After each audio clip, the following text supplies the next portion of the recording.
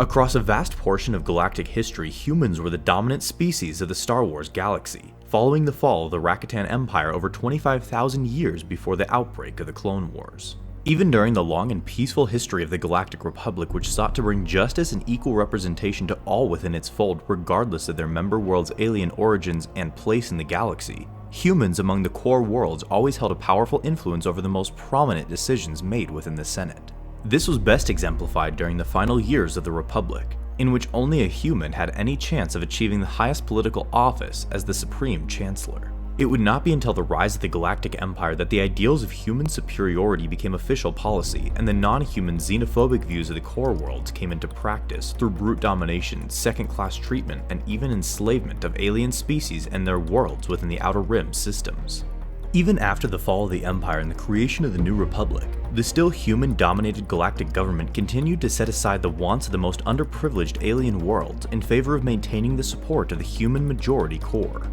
It was during this time that one Twi'lek named Nola Tarcona had had enough with the treatment of non-humans and started one of the most influential yet brutal movements during the early years of the New Republic. It was called the Diversity Alliance, which was an anti-human movement that sought to eradicate them from the galaxy once and for all. Having grown up under the rule of the Empire, Tarcona saw firsthand its brutal policies in display as Imperial troopers came to Ryloth and enslaved large numbers of her people, including her half-sister Ula, who was later sold to Jabba the Hutt and ultimately eaten by his rancor when she was tossed into its pit for entertainment. Once the Empire started to fall, Tarcona was able to form a resistance movement and overthrow Ryloth's imperial puppet government. After that, she became a near dictator, becoming the first woman to rule over Ryloth in its planet's history.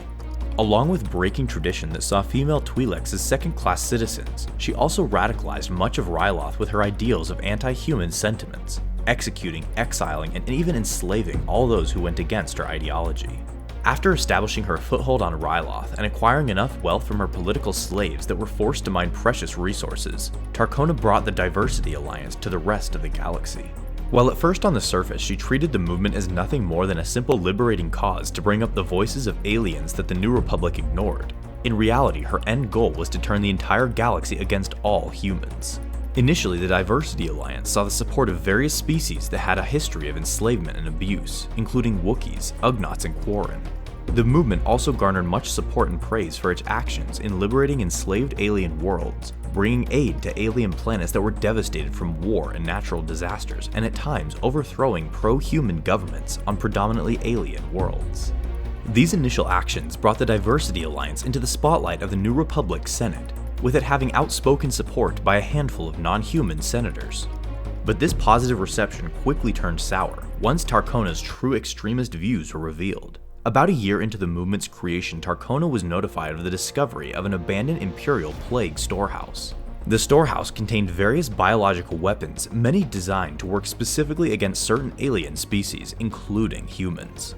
Upon this discovery, Tarcona's vision of a humanless galaxy became realistic, as she hoped to acquire the anti-human virus named the Emperor's Plague and unleash it across all planets. But her ambitious plans were foiled when a Jedi task team from Luke's new Jedi Order came across the same storehouse and uncovered her plans. The Jedi were able to notify the New Republic Senate of her nefarious goals and turn the Diversity Alliance into a major threat that needed to be destroyed. As a result, the New Republic sent a fleet to Ryloth in hopes of capturing the leaders of the Diversity Alliance and putting an end to their movement. At first, Tarcona's followers fought hard, but once they discovered her true plans of killing all humans, many abandoned her movement as they didn't wish to commit the very evil that they were fighting against in the first place. Following the collapse of her movement, Tarcona fled to an uncharted planet, which resulted in her being infected by a slow-acting yet lethal disease. Knowing that she was going to die soon, she tried to return back to Coruscant in order to infect as many humans as possible as a last stand, but died before she could achieve it.